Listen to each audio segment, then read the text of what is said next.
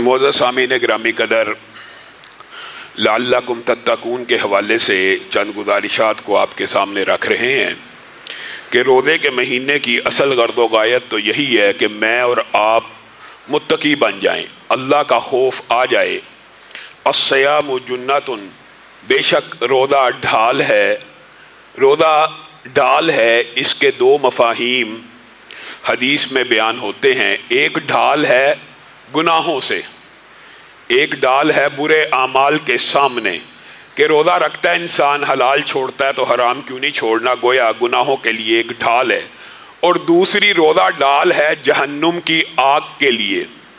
جس طرح انسان جنگ کے اندر ڈھال کو استعمال کرتا ہے ہتھیاروں سے بچانے کے لیے اپنے آپ کو، اسی طرح یہ روزہ جہنم کی آگ سے انسان کو محفوظ کر دے گا۔ اور صحیح حدیث کے الفاظ ہیں کہ دو سفارش کرنے والے جن کی سفارش کو کل قیامت کے دن قبول کیا جائے گا، ان میں سے ایک قرآن ہوگا اور دوسرا روزہ ہوگا۔ اور روزے دار کے بارے میں نبی کریم صلی اللہ علیہ وسلم نے کہا، یہ اس نے مجھے رکھا، بھوک کاٹی، پیاس کاٹی، میری سفارش کو قبول کیا جائے تو اللہ رب العزت اس روزے کی سفارش کو بھی قبول و منظور کریں گے۔ میرے بھائیو، یہ جو حدیث آپ کے سامنے اکثر پیش کی جاتی ہے کہ نبی کریم صلی اللہ علیہ وسلم نے 3 مرتبہ آمین کہا تھا، اور صحابہ نے پوچھا تھا ہم نے کسی کو دیکھا تو نہیں، آپ آمین کہہ رہے ہیں؟ تو نبی کریم نے بتایا تھا جبریل امین آسمان سے آئے ہیں اور انہوں نے آ کے 3 دعائیں کی تھی، میں نے 3 مرتبہ آمین کہا تھا۔ اب جو دعا کرنے والا فرشتہ ہے، اِنَّهُ لَقَوْلُ رَسُولٍ كَرِيمٍ ذِي قُوَّةٍ عِنْدَ ذِي الْعَرْشِ مَكِينٍ مُطَاعٍ ثَمَّ امین، اگر اس کا اردو محاورے میں ترجمہ کیا جائے کہ یہ بہت ہی بزرگی والا رسول اور پیغمبر ہے اور اس کی فرشتے اطاعت کرتے ہیں، اور یہ عرش کے قریب رہنے والا گویا اللہ رب العزت کا بھی ہمسایہ، یہ دعا کر رہا ہے اور نبی کریم آمین کہہ رہے ہیں۔ اس دعا کی قبولیت میں کوئی شک نہیں ہے۔ اور وہ دعا کیا ہے، اس کے الفاظ آپ کے سامنے جمعے میں رکھے تھے۔ ایک مرتبہ روین ہو جائے کہ وہ بندہ ہلاک ہو گیا، برباد ہو گیا، تباہ و برباد ہو گیا، اس کی ناک خاک آلود ہوگی۔ مختلف روایات ہے، اس کے لیے ویل نامی گھاٹی ہے کہ جس نے رمضان کا مہینہ پایا، عورت ہو یا مرد، اور اپنے آپ کو جہنم سے آزاد نہ کروایا، جہنم سے آزاد نہ کروایا۔ یہ بات رمضان کا مہینہ پا لینے کے بعد جہنم سے آزاد نہ کروانے کے بارے میں اتنی بڑی وعید کیوں ہے، اس بات کو سمجھنے کی ضرورت ہے۔ اور اگر یہ بات سمجھ آ جائے تو ہم رمضان کا 1 سیکنڈ 1 منٹ بھی ضائع نہ کریں۔ رمضان کا مہینہ اتنی عظمت کا مہینہ، نفل بعض اوقات فرائض کو بھی کراس کر جاتے ہیں، نفلی عبادات، اور پھر فرائض کا انجام کیا ہوگا؟ آپ صرف ایک حدیث یاد کریں اور اسی سے آپ کو پتہ چل جائے گا یہ مہینہ کتنی عظمت کا مہینہ ہے اور ہم اسے کس طرح ضائع کر رہے ہیں، ہمارے ہاتھوں سے نکلتا چلا جا رہا ہے۔ تیسری رات شروع ہو چکی ہے، ہمارے ہاتھوں سے تیزی سے سلپ ہوتا جا رہا ہے۔ نبی کریم صلی اللہ علیہ وسلم نے ارشاد فرمایا، نفلی عبادت دیکھیے کہ نفلی عبادت، عمرہ عبادت نفلی ہے نا، جس نے عمرہ کیا کس مہینے کے اندر؟ رمضان کے مہینے کے اندر۔ جس نے ایک نفلی عمرہ، ایک نفلی عبادت ہے، جس نے عمرہ کیا رمضان کے مہینے کے اندر، اگر نبی کریم صلی اللہ علیہ وسلم یہ بھی کہہ دیتے تو اجر و ثواب سمجھنے کے لیے اور اس مہینے کی امپورٹنس واضح ہو جاتی، کہہ دیتے جس نے عمرہ کیا گویا اس نے حج کیا، یہ بھی اجر و ثواب کے لیے کافی ہوتا، لیکن یہ نہیں کہا۔ کیا کہا؟ تاکہ کسی بندے کے ذہن میں کوئی اشکال نہ رہے، کہا صحابیہ کو اور محدثین نے اس کو بعد میں کہا یہ عام ہر بندے کے لیے بھی ہے، اور وہ کیا ہے؟ جس نے رمضان کے مہینے میں صرف عمرہ کیا، اس نے صرف عمرہ نہیں کیا بلکہ رسول اللہ صلی اللہ علیہ وسلم کے ساتھ حج کرنے کے برابر اجر و ثواب کو حاصل کر لیا ہے۔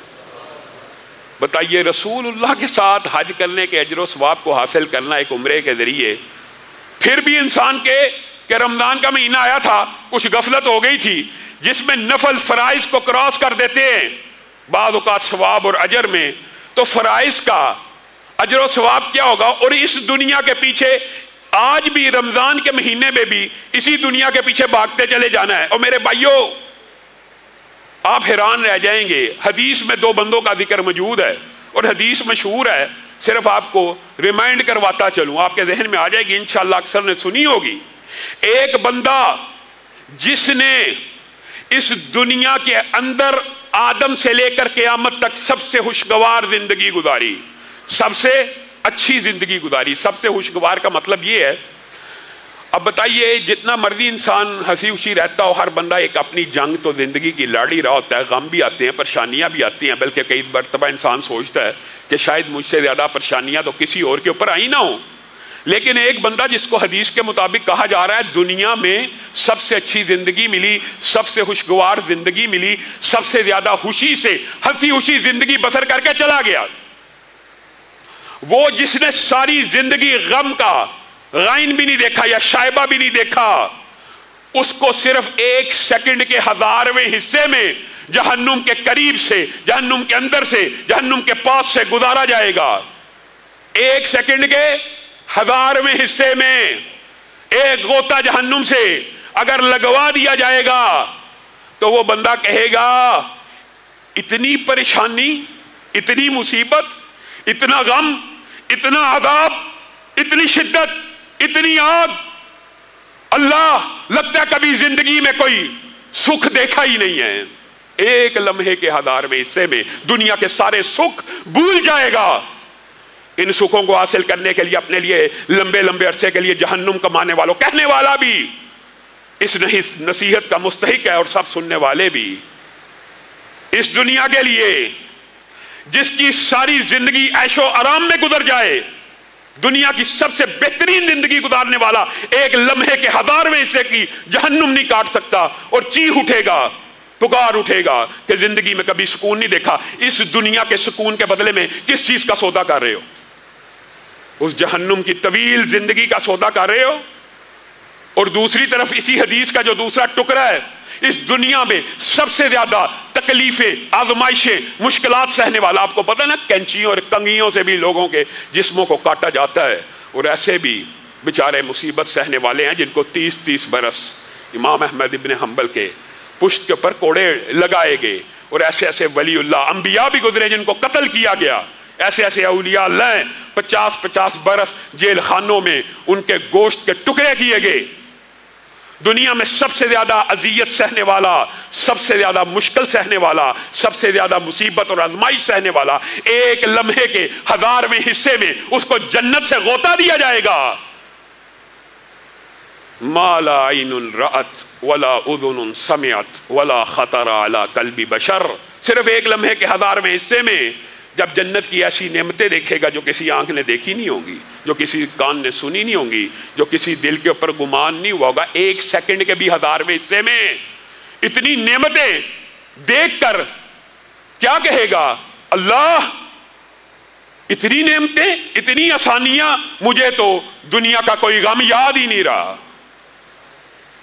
اس جنت کے ارب سال کی زندگی کو کس لیے داؤ پہ لگا رہے ہو؟ ارب سال کی زندگی. بل تؤثرون الحیات الدنیا, تم دنیا کی زندگی کے پیچھے بھاگتے ہو. الہاکم التکاثر حتی زرتم المقابر, بھاگو قبروں میں بھی پہنچ جاؤ گے. اسی دنیا کے پیچھے بھاگتے بھاگتے پھر اپنی آنکھ سے دیکھو گے اس جہنم کو, پھر تمہارے سے یہ جو دنیا میں نعمتیں دی ہوئی ہیں ان کے بارے میں سوال ہونا ہے. کون ہے جو رب کے سامنے کھڑا نہیں ہونے والا؟ میرے بھائیو, روزے کی گرد و غایت یہ ہے کہ اللہ کے سامنے کھڑے ہونے سے بندہ ڈر جائے, متقی بن جائے. اور اگر بندہ رمضان کا مہینہ پورے کا پورا گزر گیا, دوبارہ وہی روٹین شروع ہو گئی, دوبارہ ٹی وی ڈرامے شروع ہو گئے, دوبارہ انٹرنیٹ, دوبارہ سوشل میڈیا, دوبارہ غیر محرموں سے چیٹنگ, دوبارہ مسجد سے فرار, دوبارہ باجماعت نماز کو چھوڑ کر گھروں کے اندر, اور کئی گھروں کی نمازوں سے بھی چلے جاتے ہیں. اور میری مائیں بہنیں بیٹیاں اس بات کے اوپر غور کریں, اگر 1 لمحے کی جنت دنیا کے سارے غم بلا دے گی تو کون سی مصیبت ہے, کون سا غم ہے جس کا انسان ہر وقت وبیلا کرتا ہے؟ آپ حیران رہ جائیں گے. قرآن پاک کے بعض اسلوب ہیں, اگر آپ کبھی ان کے اوپر غور کریں تو عقل ٹھکانے آ جائے. ایک تمنا کیا کی جاتی ہے, یا لیتنی کنت ترابا, یا لیتنی کنت ترابا, یا لیتنی کنت ترابا, اے کاش میں مٹی ہوتا، یا لیتنی قدمت لحیاتی، اے کاش اس آنے والی زندگی کے لیے کچھ آگے بھیجا ہوتا، یا ویلتا لیتنی لم اتخذ فلانا خلیلا، اے کاش وہ لڑکی میری سہیلی نہ ہوتی، اے کاش وہ لڑکا میرا دوست نہ ہوتا، میں تو اللہ کو ماننے والا تھا، میں تو نمازی تھا، وہ بدبخت مجھے سینمے میں لے گیا، کاش وہ لڑکی میری دوست نہ ہوتی، میں تو پاک باز تھی، اس نے مجھے غیر محرموں سے آشنا کروا دیا، یا لیتنی لم اتخذ فلانا خلیلا، کاش میرا ایسا یار نہ ہوتا جو مجھے برائیوں کے کاموں کی طرف لے کے چل پڑا، میں تو راہ راست کے اوپر تھا۔ یہ وہ آرزویں کہ صرف پھر آرزویں ہی رہ جانی ہیں، اور اگر قرآن پاک کے ان اسالیب کو آپ غور سے پڑھیں تو اللہ رب العزت نے بعض اسلوب قرآن پاک میں کفار کے بارے میں بھی کیے، اور محدثین اور مفسرین نے جو ان کی تشریحات کی ہیں انسان کے رونگٹے کھڑے ہو جاتے ہیں۔ کم لبستم فی الارض عدد سنین ہے کافروں کے بارے میں نا، کہ کافروں کو کل قیامت کے دن کھڑا کر کے پوچھا جائے گا کم لبستم، زمین کے اوپر کتنے سال رہے ہو؟ قالوا لبسنا یوما او بعد، ایک دن یا اس کا بھی کچھ حصہ۔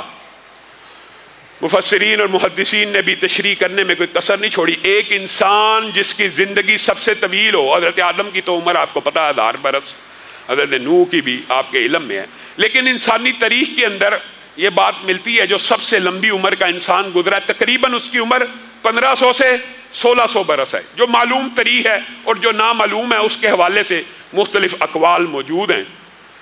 1500-1600 برس کا جو انسان ہے وہ بھی ہو اور چاہے کافر بھی ہوں، ان کو کل قیامت کے دن جب رب اپنے سامنے کھڑا ہو کے پوچھے گا کم لبستم، کتنا عرصہ دنیا میں گزار کے آئے ہو، اللہ کی قسم جو 1600 برس زندہ رہا اس کے منہ سے بھی یہی الفاظ نکلیں گے لبسنا یومن او بعد یوم۔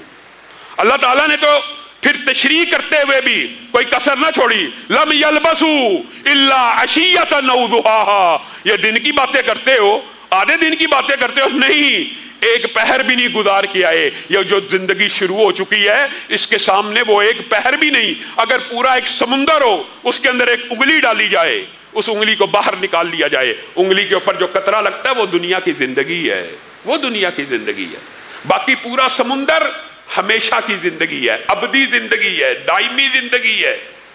اس ارب سال کی زندگی کو ضائع کرتے ہو اس دنیا کے مال کے پیچھے، اس دنیا کے پیچھے بھاگ کے رسول اللہ صلی اللہ علیہ وسلم نے بتا بھی دیا، کہہ بھی دیا، سمجھا بھی دیا، اے ابن آدم ٹھیک ہے تو مال کے پیچھے بھاگتا رہے، لیکن اگر تیرے پاس ایک وادی بھی سونے کی ہوگی تو تیری خواہش ہوگی کہ دوسری وادی بھی ہو، دوسری وادی بھی ہوگی تو تیری خواہش ہوگی تیسری بھی ہو، اور آدم کا پیٹ مٹی کے علاوہ کسی چیز سے نہیں بھرتا، اور یہ وادیاں سونے چاندی کی بھی اسی دنیا میں چھوڑ کے اس نے چلے جانا ہے، کون سا ساتھ قبر میں لے جانا ہے، اور وہ کائنات کا سب سے عظیم انسان۔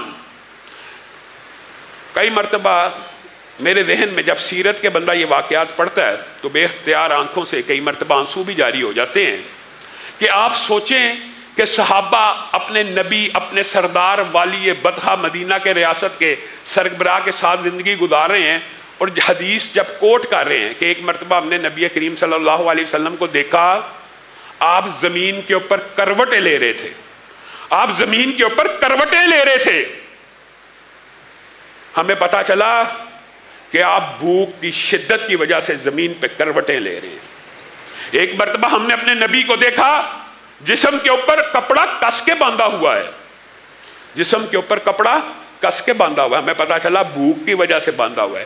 ایک مرتبہ ہم نبی محترم کے پاس پیش ہوئے اور ان کو کہا آقا بڑی بھوک لگی ہے، کہا کتنی بھوک لگی ہے؟ ہم نے اپنے کرتوں کو اٹھایا، جسم کے اوپر ایک ایک پتھر بنا ہوا، نبی مہربان مسکرانا شروع ہو گئے، گویا آپ بتلانا تو نہیں تھے چاہتے، لیکن اپنے ساتھیوں کی تسلی اور تشفی کے لیے اپنے کرتہ مبارک کو اٹھایا، ہمارے پیٹوں پہ ایک پتھر تھا اور ہمارے نبی کے پیٹ کے اوپر 2 پتھر بندھے ہوئے تھے، کس لیے کہ پتھر میدے کے اوپر پریشر ڈالے، دباؤ ڈالے اور میدا محسوس کرے میں بھرا ہوا ہوں، اور وہ جو سگنلز دماغ کو بھیج رہا ہے بھوک کے، وہ نہ جائیں۔ آپ کا اور میرا نبی یہ ہے۔ نبی کریم صلی اللہ علیہ وسلم کے پاس ایک مہمان آیا، نبی کریم صلی اللہ علیہ وسلم نے بات آئی ہے تو سمجھ لیجئے کس نبی کا کلمہ پڑھنے والے ہیں۔ اللہ کی قسم شکر بھی ہم ادا نہیں کرتے۔ آج سحری اور افطاری میں میز اور ٹرے اور دسترخوان سجے پڑے ہوئے ہیں، لمبے لمبے کھانے لگے ہوئے ہیں۔ یہ وہ نبی محترم ہے، 2 ماہ گھر میں چولہا نہیں جلتا۔ مہمان آیا، ایک بیوی کے گھر ملازم کو بھیجا، بیوی کے گھر ملازم کو بھیج رہے ہیں کہ مہمان آیا، اس کی مہمانداری تو کرنی ہے، اکرام تو کرنا ہے۔ گھر سے پانی کا گلاس آ رہا ہے، دوسرے گھر میں پانی کا گلاس، تیسرے گھر میں پانی کا گلاس۔ 9 گھروں کے اندر مہمان کی خدمت اور خاطر کے لیے ایک قاصد کو بھیجا جا رہا ہے۔ 9 گھروں سے اگر آیا تو پانی کا گلاس آیا ہے۔ نبی کریم صلی اللہ علیہ وسلم کی سب سے محبوب اہلیہ حضرت عائشہ بیان کرتی ہیں، نبی کی زندگی کے اکثر ایام تو ایسے تھے کہ میں نے نبی کو جو سوٹ دیا ہے، کپڑا دیا ہے، وہی نبی کریم پہنا کرتے تھے، اور تہہ کر کے الماری میں رکھنے کے لیے دوسرا سوٹ نہیں تھا ہوتا۔ کون ہے ہم میں سے، چاہے کوئی مزدور طبقے کا کوئی ہے ایسا؟ نام کے مسلمان ہیں، کلمہ اس نبی کا پڑھا ہے کہ جس کی الماری میں دوسرا سوٹ تہہ کے لیے بھی نہیں رکھا ہوا، لیکن پھر بھی وبیلہ ہے، پھر بھی مصیبت کا، پھر بھی آزمائشوں کا۔ یہ آزمائشیں اللہ کی قسم آخرت کی نعمتوں کے سامنے کچھ بھی نہیں ہے۔ یہ دنیا صرف مومن کے لیے اس وقت تک ہی قید خانہ ہے جب تک آخری سانسیں نہیں آ جاتی، بس۔ اور انتہائی مختصر عمل کی زندگی، 30 برس بھی اگر آپ غور کریں وہ بھی نہیں ہے۔ اور آپ حیران رہ جائیں کہ اللہ رب العزت بندوں کے اوپر ظلم کرنے کے لیے یہ سارے سسٹم کو بنا رہا ہے۔ اللہ رب العباد ساتھی ہمارے کہتے ہیں جی دنیا کی تخلیق کا مقصد جی نبی کریم صلی اللہ علیہ وسلم تھے۔ قرآن پاک میں تو اللہ رب العزت نے اس سے ایک اگلی بات کی ہے، الذی خلق الموت والحیات لیبلوکم ایکم احسن عملا۔ نہیں، اللہ تعالیٰ نے تو موت اور حیات کو بھی صرف اسی لیے پیدا کیا، لیبلوکم ایکم احسن عملا، تاکہ جانچ لے تم میں سے احسن عمل کرنے والا کون سا۔ اور محدثین نے جو مفسرین نے یہاں پہ بحث کی ہے، رمضان کا مہینہ کھولیے قرآن پڑھیے تفسیر، یہاں پہ اکثرو کا ذکر کیوں نہیں ہے، احسنو کا ذکر کیوں ہے؟ کیونکہ اللہ کو مطلوب ہی احسن عمل ہے، اکثر کی بجائے اللہ کو مطلوب ہی احسن ہے۔ خلوص نیت سے کیا گیا، اخلاص سے، نفاق سے پاک، ریا سے پاک، ایک چھوٹا عمل بھی اللہ کے لیے کیا جائے، اللہ تعالیٰ کے سامنے پالے گا بندہ، اپنے نیک عمل کو خود ہی دیکھ لے گا۔ یہ آپ کو کسی نے مغالطہ ڈالا ہوا ہے، اور شیطان یہ وسوسہ بھی ڈالتا ہے، اور چھڑ یار اے تو کردہ نہیں تے اے کی کرنا ہی، ایک نیکی سے پہلے ہی بھاگا ہوا ہے، اور شیطان کا وسوسہ آیا اگر تو یہ نیکی نہیں کر رہا تو چل دوسری بھی نہ کر۔ کیسا بے ایمان ہے اور کیسا وسوسہ ہے جو انسان کے دماغ میں آ جاتا ہے۔ ذرہ برابر بھی نیکی کی آپ کے سامنے ہلکی سی، اور نیکی چھوٹی ہوتی نہیں ہے، یہ آپ کو سمجھانے کے لیے کہا جاتا ہے، چھوٹی نیکی چھوٹی نہیں ہوتی۔ ایک کھجور اگر کل قیامت کے دن احد پہاڑ سے بھی بڑی ہو جانی ہے تو بتائیے نیکی کون سی چھوٹی رہ گئی؟ ہاں، جب بھی موقع ملے چھوٹی سے چھوٹی نیکی کرنے کا کر گزریے، شیطان کے وسوسے میں نہ آئیے، یار میں یہ تو کرتا نہیں تو یہ کر لوں، یہ تو کرتا نہیں، اور یار داڑھی تے رکھی نہیں ہوئی تے اے کیوں کرا۔ یہ شیطان کے ہتھ کنڈے ہیں۔ یہ آپ کو کسی نے غلط سبق پڑھایا ہے۔ کئی لوگ آپ ہمارا معاشرہ ایسا ہے جی، ہمارا معاشرہ کیا کیا جائے برے صغیر کا جی، ٹوپی تو بغیر نماز نہیں ہوندی۔ کئی آپ کو سمجھ آپ نے سنا ہی ٹوپی کے بغیر نماز، یہ ٹوپی تے بغیر نہیں ہوندی تو پھر داڑھی تے بغیر تے بالکل ہی نہیں ہوندی ہوئے گی۔ یہ کہاں کی باتیں؟ یہ آپ کو کسی نے مغالطے ڈالے میں۔ اور اسی بات کو اللہ رب العزت نے ایک اور پارے میں بھی بیان کیا کہ میں نے زمین و آسمان کو 6 دن میں پیدا کیا، وَقَانَ عَرْشُهُ عَلَى الْمَاءِ لِيَبْلُوَكُمْ أَيُّكُمْ أَحْسَنُ عَمَلًا، یعنی موت و حیات کو بھی پیدا کیا اس لیے تاکہ جانچ لے کہ تم میں سے نیک عمل کرنے والا کون ہے، اور زمین و آسمان کو 6 دن میں پیدا کیا۔ وَقَانَ عَرْشُهُ عَلَى الْمَاءِ، اور اس کا عرش تو پانی کے اوپر تھا ہی، لیبلوکم ایکم احسن عملا، گویا زمین و آسمان کی تخلیق کا مقصد وحید بھی یہی ہے، صرف یہی مقصد وحید ہے کہ دیکھا جائے کہ احسن عمل ہے، ٹھیک ہے، بندے نے کوشش کی ہے، سٹرگل کی ہے، رمضان کا مہینہ آیا، رب کے ساتھ جڑنے کی کوشش کر رہے، بس پھر ایک قدم چل کے آئے، ایک ہاتھ بڑھ کے آئے، پھر اللہ تعالیٰ آپ کی طرف دوڑتا ہوا بھاگتا ہوا آئے گا۔ گویا رمضان مجھے اور آپ کو پکار پکار کے کہہ رہا ہے، اور پورا قرآن پاک کہہ رہا ہے، صرف رمضان کا کہہ رہا ہے، لعلکم تتقون کا مطلب یہ ہے اے لوگو یا ایھا الناس اتقوا، کبھی کہہ رہا ہے یا ایھا الذین آمنوا اتقوا اللہ، کبھی کہہ رہا ہے یا ایھا الذین آمنوا اتقوا اللہ، اور کبھی یا ایھا الناس کے ساتھ، یعنی لوگوں کو بھی کہہ رہا ہے اور ایمان والوں کو بھی کہہ رہا ہے، اور یہاں تک بھی اللہ نے کہہ دیا یا ایھا الذین آمنوا اتقوا اللہ حق تقاتہ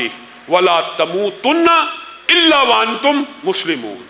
ہاں، اللہ سے ڈر کے زندگی گزار لو، جتنا استطاعت ہے اس کے مطابق ڈرتے رہو، صرف موت تک ڈرتے رہنا، اور ایک عہد کرنا کہ موت آئے تو اسلام اور ایمان پہ آئے، پھر اپنے رب کی رحمتوں کو دیکھ لینا، تمہارا رب معاف کرنے والا ہے۔ پھر اللہ تعالیٰ ہر انسان کے گناہوں کو معاف کرے گا، لیکن انسان سٹرگل تو کرے، محنت تو کرے۔ انسان پہلے شیطان کے وسوسوں کا شکار ہو جائے، اللہ نے مجھے معاف نہیں کرنا، میں بڑا گناہ گار ہوں، میرے سے اب جو نیکی ہوگی اللہ قبول نہیں کرے گا۔ یہ کیسے ہو سکتا ہے؟ جو اللہ رب العزت کے سامنے کھڑا ہونے سے ڈر گیا۔ یہ جو رمضان کا فلسفہ ہے، یہ خوف خدا کا فلسفہ ہے کہ بندہ اللہ کے خوف میں مبتلا ہو جائے۔ وَلِمَنْ خَافَ مَقَامَ رَبِّهِ جَنَّتَانِ، اس کے لیے ایک جنت نہیں، دو جنتیں ہیں۔ اس سے مراد یہ بھی ہے اس کے لیے ایک اجر نہیں، اس کے لیے دو اجر ہیں۔ اور ایک حدیث کو رکھ کے اپنی بات کو ختم کروں گا، اور کل یہیں سے اپنی بات کو شروع کریں گے۔ ایک سابقہ امتوں میں بھی شخص ہوا کرتا ہے، میرے بھائیو، یہ جو خوف خدا ہے، جو رمضان کی گرد و غایت ہے کہ دل کے اندر اللہ کا خوف آ جائے، انسان متقی بن جائے، یہ کوئی چھوٹی عبادت نہیں ہے، یہ عبادتوں میں سے بھی بڑی عبادت ہے۔ حتیٰ کہ یہ اتنی بڑی عبادت ہے، اور اللہ کو بنیادی طور پہ مطلوب اور مقصود یہ ہے۔ ایمان بھی اسی چیز کا نام ہے۔ بعض لوگوں نے، بعض صوفیہ نے، اور ایک گروہ ہے، آپ کو پتہ ہے یہاں پہ ہمارے معاشرے میں مختلف گروہ ہیں، انہوں نے کہا جی اللہ کے خوف سے عبادت نہیں کرنی چاہیے، اللہ کی محبت میں کرنی چاہیے۔ یہ بھی فلسفہ باطل ہے۔ قرآن پاک سے ثابت ہے کہ خوف بھی ہونا چاہیے اللہ کا، اور طمع بھی ہونی چاہیے، خواہش بھی ہونی چاہیے، لالچ بھی ہونی چاہیے، اور خوف بھی ہونا چاہیے۔ اللہ کا خوف مطلوب و مقصود اس قدر زیادہ ہے کہ ایک آدمی نے اپنی آخرت میں، آخر وقت میں، موت سے پہلے ایک ایسا عمل کیا جو شریعت میں مطلوب و مقصود نہیں ہے، لیکن نیت خوف خدا تھی، اللہ نے اس کو معاف کر دیا۔ آپ سب نے وہ واقعہ سنا ہوا ہے۔ ایک شخص تھا، زندگی کے اندر بہت زیادہ نیکیوں کے کام تو نہیں تھے کیے، لیکن جب موت کا وقت آیا اپنے بچوں کو اکٹھا کیا اور کہنے لگا میرے بچوں، اب تو مجھے یقین ہو گیا ہے میں رب کے سامنے پیش ہونے والا ہوں، اب تو پیشی ہونے ہی والی ہے، اب تو نزا قریب ہے، اللہ کے لیے جب میں مر جاؤں مجھے دفن نہ کرنا۔